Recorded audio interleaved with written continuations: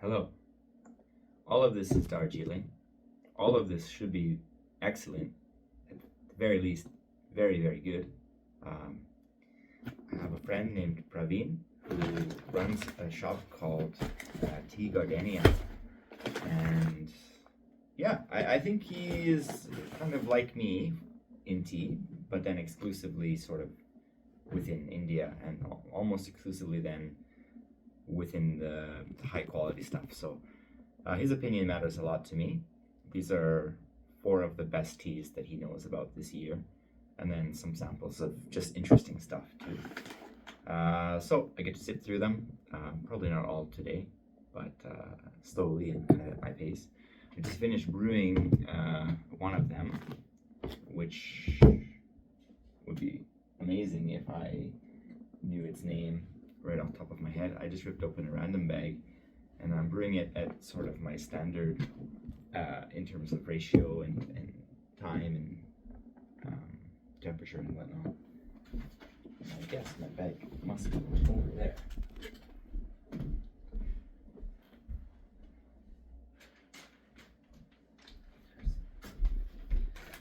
Okay, yes, so Turzum Tea Garden, Ethereal Black Tea, Private Reserve.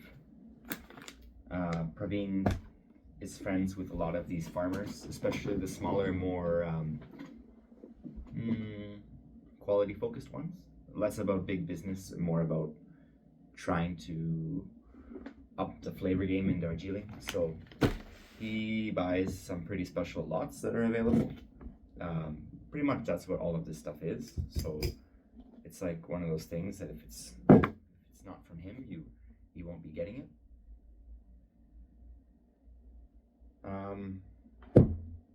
You know, in my opinion, Darjeeling is good, and sometimes it can be great.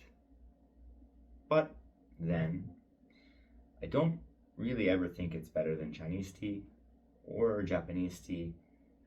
You know, better is subjective. It's different, and it is its own thing, and then that has a lot of merit and use to it. But then it's quite expensive too, right? So I don't know. It's like a bias, a prejudice that I have that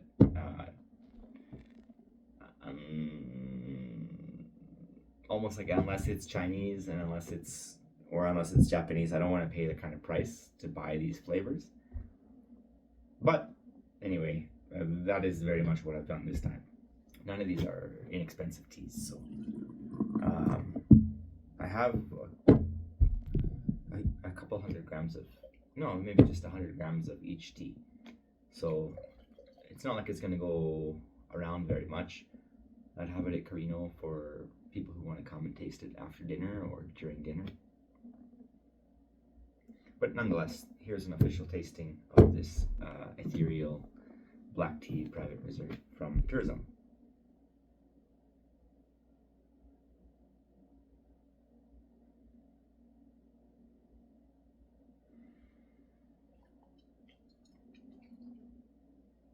So when we have a pale sort of straw yellow color to the tea, it is creamy smelling. Creamy not as in milk, which is then hard to understand for you, I think. So creamy as in like the texture has an oily creaminess to it. The texture of the smell, when you smell it, it's oily and creamy. It's not like it's sharp or offensive. It kind of like sticks to your nose and rolls, like sweet, creamy things tend to do.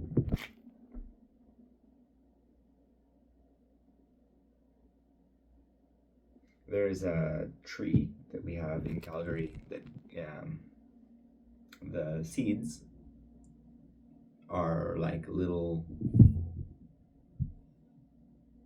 they look like pea pods. Like they look like not pea pods. They look like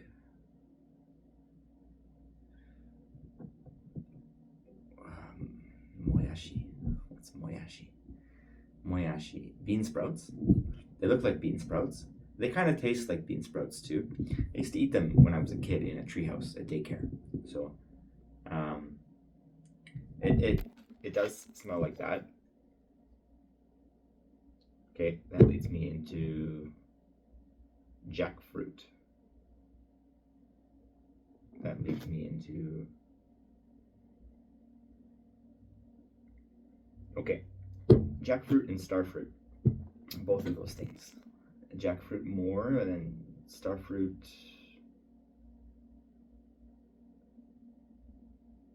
And apple, certain varieties of apples are like this too. There's an exotic,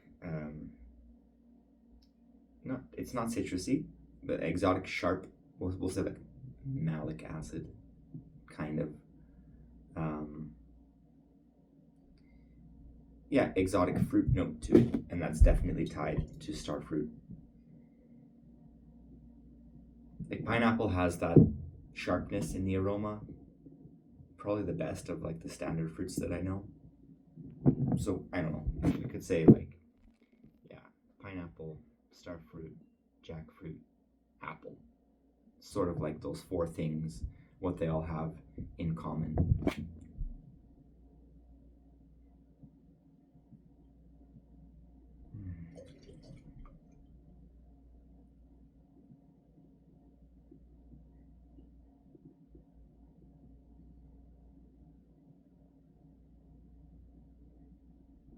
And then just a lot of that.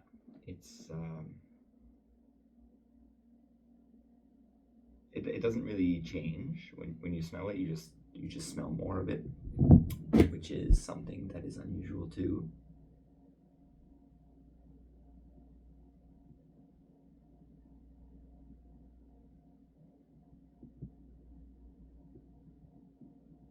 But it seems like it keeps giving, and that's special. I mean, I said that last year about the scary fragrance Chun tea, that like in one inhalation you can't smell the whole thing. Like there's just too much aroma to it. This sort of has the same feeling going on, I think.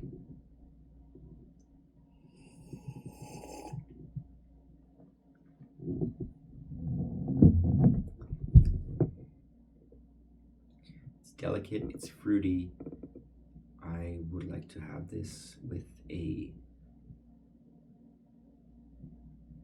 Danish or a fruit tart, an apricot or sour plum tart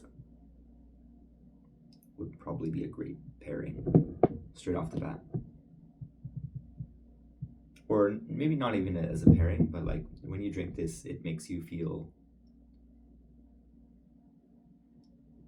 in a more reserved way. Because I mean, the acidity of tea is never gonna get to sour plums. So, but like the core flavors that ride within the sour plum tart or apricot tart, they are like this.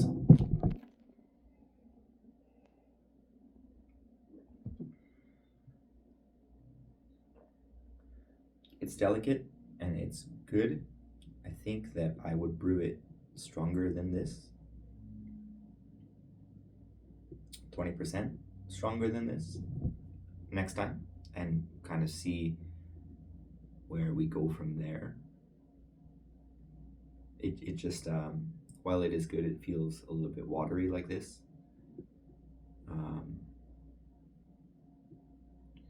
After I try pot 2, I'd kind of be able to know more about the like potential for like steeping it more than 2 minutes, which is the standard.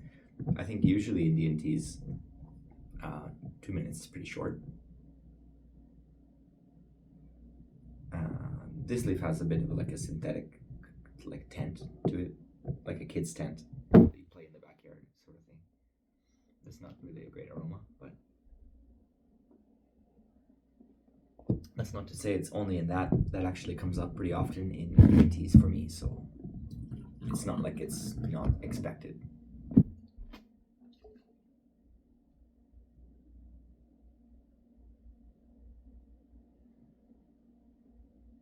Now, coming back to this, like as I'm sort of familiar with it and as it's cooling down a little bit,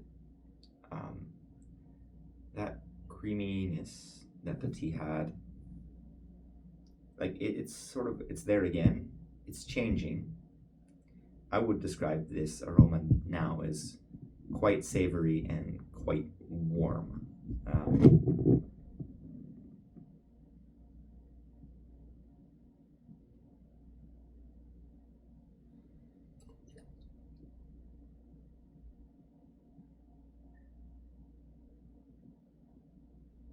Almost kind of fatty. So mortadella is fatty in the aroma, the same way that this is fatty in the aroma. Mortadella and this have not really much in common in the smell, except that they're both kind of fatty smelling.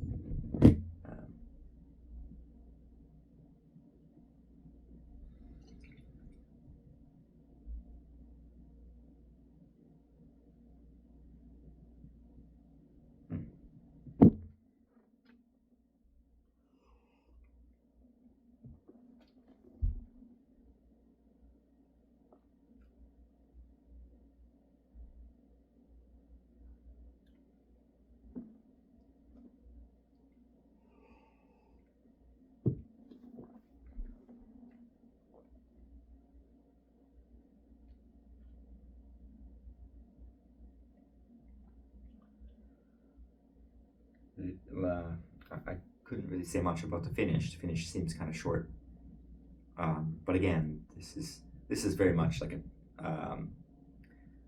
a standard brew, which over my years of doing this, I've come to realize that this standard is almost never good anymore. So to force teas to be this strength is sort of mean, and it's not fair as a first glance of the tea in a way, but then I still do it because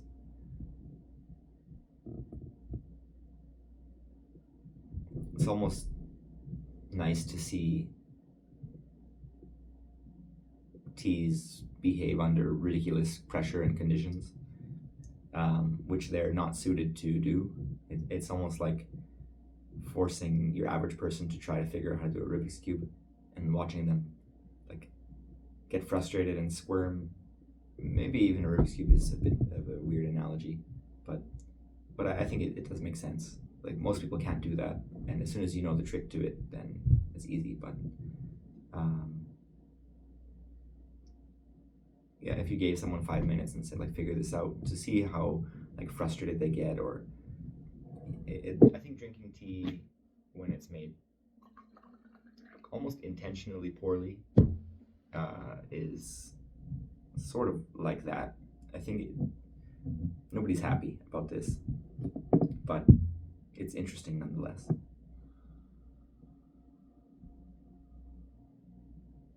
So in conclusion, your first notes that you get are sort of like the tree, the backyard tree that is like the bean sprouts. So it smells like bean sprouts, and then if you think about it a little bit more, no it doesn't. Bean sprouts are more moldy, not all, of course not always, but they're more like earthy, moldy smelling. They don't have a sweetness like this does. So my brain jumps into bean sprouts first. After a bit more smelling, kind of finds a path to wander down, which is like starfruit and jackfruit and apple and whatnot, and it kind of stays there.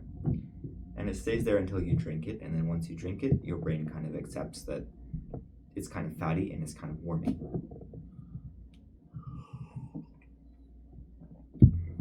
And then it's kind of like a weak, non-sweet, non-sour version of a apricot tart. Or now that I think about it, the best tart in Calgary that I've tried that has the flavor that I'm talking about is from Jan Haute Pâtissier. I think they call it I'm pretty sure it's not just apricot. It's like I think it's a blend. I think passion fruit might be the biggest thing in there, which I haven't said at all in this. So I think they call it fruits of passion, which is not a passion fruit tart, but I believe it's in there.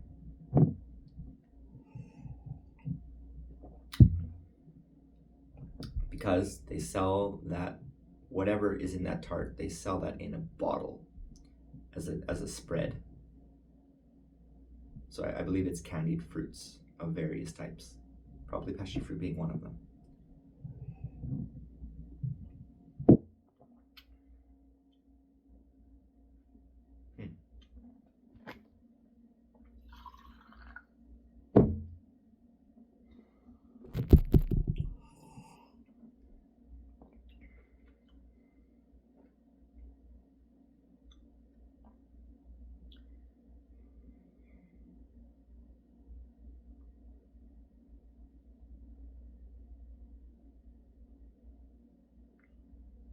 Alone, this is very interesting. Even at this weakness, it's a fun exercise to do this. But then, if I was with somebody, I feel like it's too subtle to appreciate. So I will anyway try around to adding water to that again, record my thoughts, and then tomorrow I would, or maybe even later on tonight after work, I will try the next round of flavor. And yeah, 20%, 5 grams. I would say 20% more time and tea. That should do it. Okay, well, I'll pause until I got the hot water back for round 2.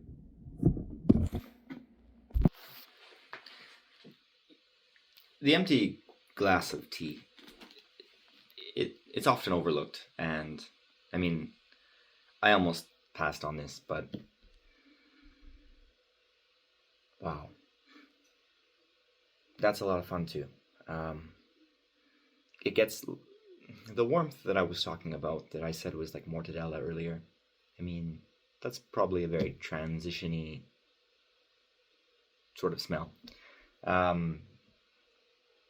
I was stumped on it for a bit off camera, and I was going back to tasting this. And then that warmth kind of starts to show up a little bit.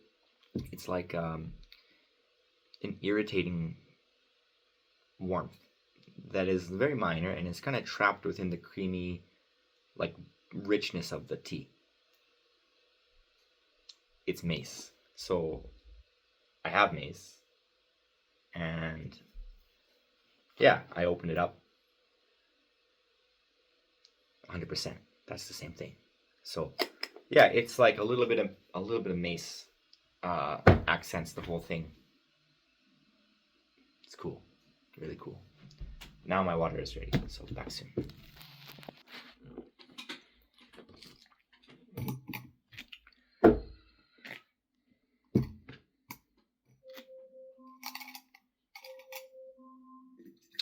Alexa, stop.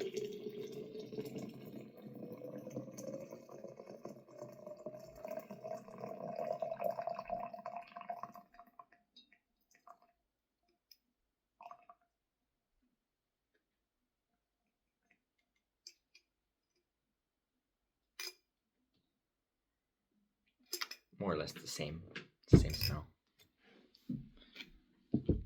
Kind of like if you were cooking bologna in the kids' tent. It would be like that. Cooking bologna means having a hot pan with bologna on top, and it's sizzling, okay? That's what I mean. Cooking bologna.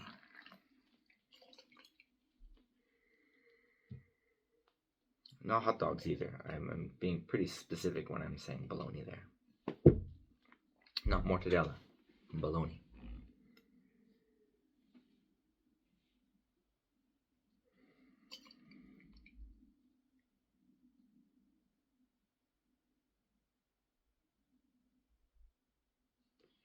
like this is a bit, it's too hot to really smell anything right now. But like bologna is what is, same smell is in this. Plus a little bit of like yellow sweet fruit in the direction like it was going last time, the jackfruit stuff.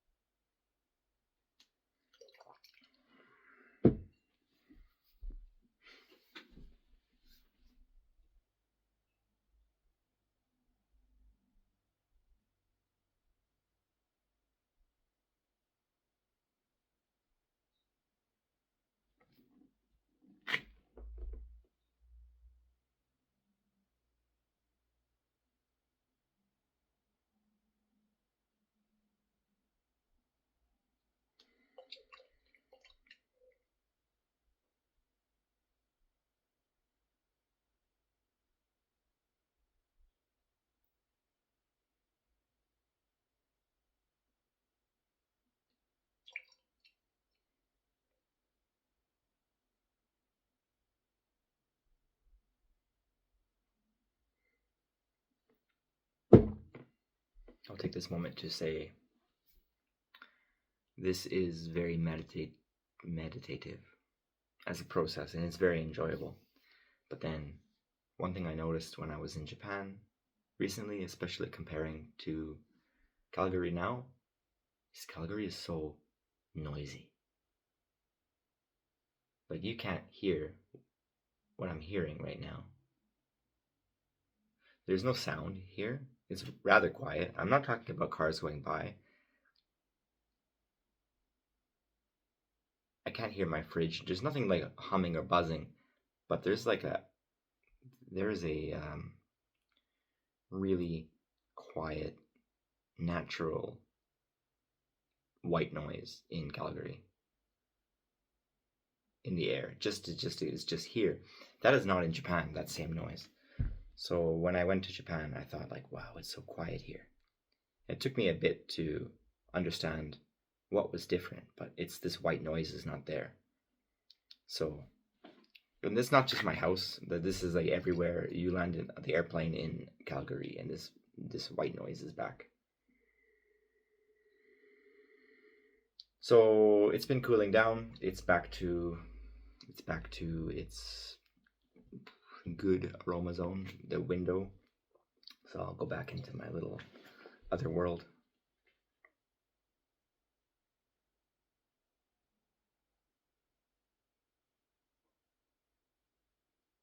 It's sharp and it's leafy.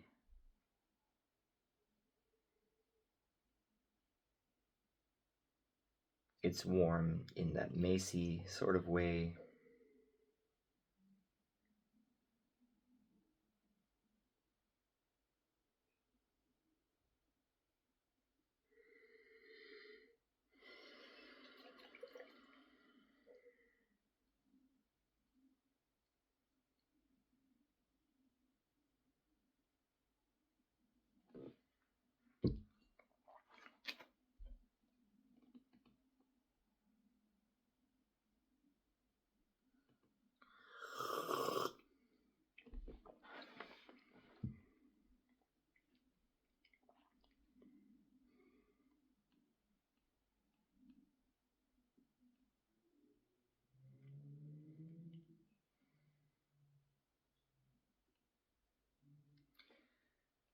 The high notes are higher,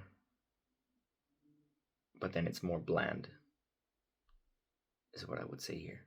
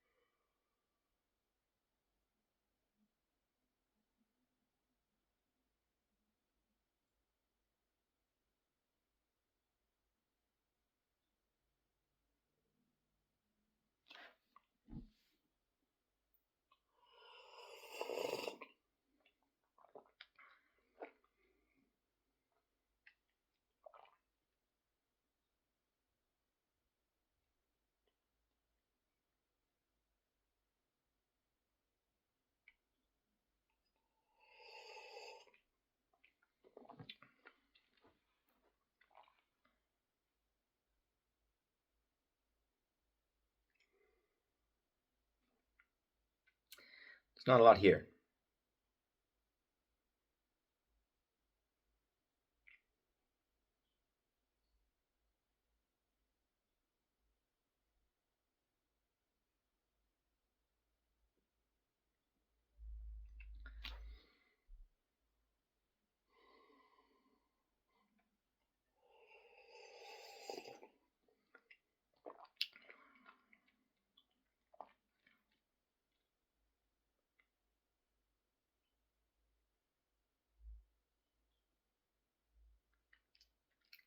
It's like a shell of what it was. But I mean, this, as I said, the high notes are a little bit higher. I think a little bit more flavor could go into round one. I said 20% earlier. I still kind of stick by that.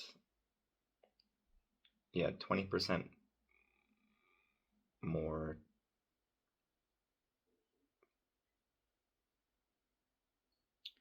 Probably, yeah, time and tea would go a long way for this. Not to say that this is like not drinkable, but it's not. There's no enjoyment in this really. It's there's still a fragrance to it, but it's pretty like mundane compared to round one.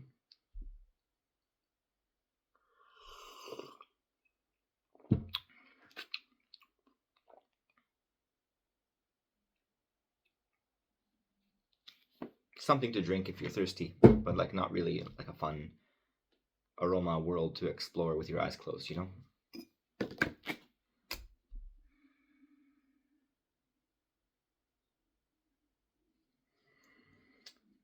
Kid stand. Okay, well that was one tea, brewed weird, explored. Let's do it better next time. If you stayed to the end, I'm not sure why you did, but thank you nonetheless. I hope that it was somewhat interesting for you to see the process. Surely it was barely interesting enough to watch another one, though. Thank you, though, anyway.